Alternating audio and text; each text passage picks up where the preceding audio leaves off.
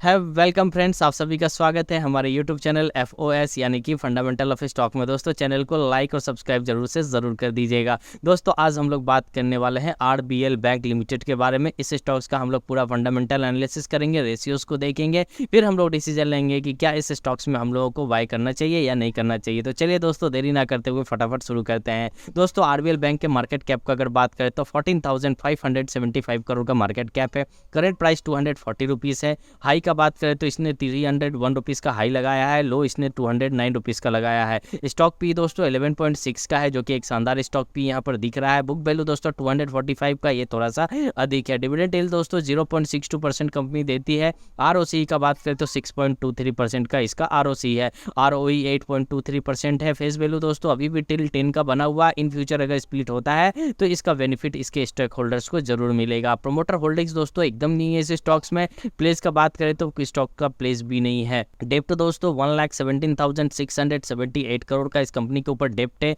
Dept to equity 7.95 है। EPS दोस्तों 20.7 है। इंडस्ट्री P 12 है दोस्तों। आगे अगर पेग रेशियो का बात करें तो 1.90 का इस कंपनी का पेग है। -1 के होने से बहुत ही शानदार होता है। बिटरस की स्कोर दोस्तों 7 है, मतलब कि फाइनेंशियल जो है वो थोड़ा सा एवरेज है। चलिए दोस्तों आगे बढ़ते हैं और इसका क्वार्टरली रिजल्ट को भी देख लेते हैं। दोस्तों अभी RBL बैंक लिमिटेड के हम लोग क्वार्टरली रिजल्ट पे आ चुके हैं। रेवेन्यू का अगर बात करें तो देख सकते हैं कंपनी का जो रेवेन्यू था पिछले क्वार्टर में वो था आपका 2,856 करोड़ का था, और इस बार आया है 3,496 करोड़ का। तो दोस्तों कहीं ना कहीं जो रेवेन्यू है क्वार्टर वाइज एक अच्छा खासा ग्रोथ में दिख रहा है। यहाँ पर इंटरेस्ट कंपनी का बात करें, इसने कितना इंटरेस्ट पे करा है तो देख सकते हैं आपका पिछले क्वार्टर में था 1,434 करोड़ का कंपनी ने इंटरेस्ट पे करा था। इस बार पे करा है 1,796 करोड़ का। तो इंटरेस्ट भी एक अच्छा खासा ग्रोथ दिख रहा है। टोटल एक्सपेंस का बात करें तो दोस्तों पिछले क्वार्टर में जो कंपनी ने एक्सपेंस करा था 1,726 करोड़ का था। इस बार जो एक्सपेंस हुआ है वो 2,013 करोड़ का।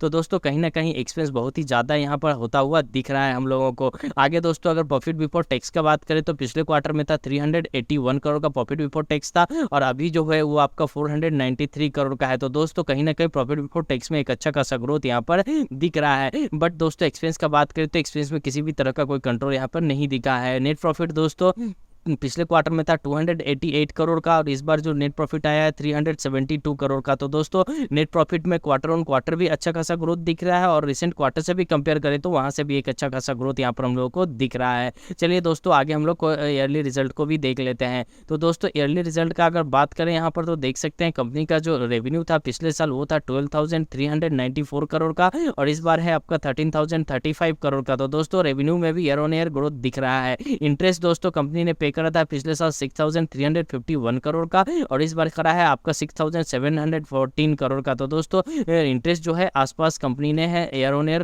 पे करा है। एक्सपेंस का अगर बात करें तो पिछले साल कंपनी का एक्सपेंस था 7,619 करोड़ का, और इस बार है 8,120 करोड़ का। तो एक्सपेंस में कोई कंट्रोल नहीं दिख रहा है। आगे प्रॉफिट बिफोर टैक्स देखें दोस्तों तो प्रॉफिट बिफोर टैक्स जो था कंपनी का पिछले साल 1,252 करोड़ का था, और इस साल है आपका 1,364 करोड़ का। तो दोस्तों प्रॉफिट बिफोर टैक्स में भी एक ग्रोथ हम लोगों को आता हुआ दिख रहा है। नेट प्रॉफिट दोस्तों ओवरऑल बात करें तो पिछले साल था 1,168 करोड़ का, और इस बार है 1,251 करोड़ का। तो नेट प्रॉफिट में भी ईयर ऑन ईयर एक ग्रोथ दिख रहा है। चलिए दोस्तों आगे बढ़ते हैं। दोस्तों आगे अगर हम लोग शेयर होल्डिंग पैटर्न का बात करें तो यहाँ देख सकते हैं FII का जो होल्डिंग है इसमें 28.47% का होल्डिंग है। प्रोमोटर का किसी भी तरह का कोई होल्डिंग यहाँ पर नहीं है। DI का होल्डिंग 20.28% का है। आगे गवर्नमेंट का बात करें तो 0.42% गवर्नमेंट होल्ड करती है। पब्लिक 50.83% है।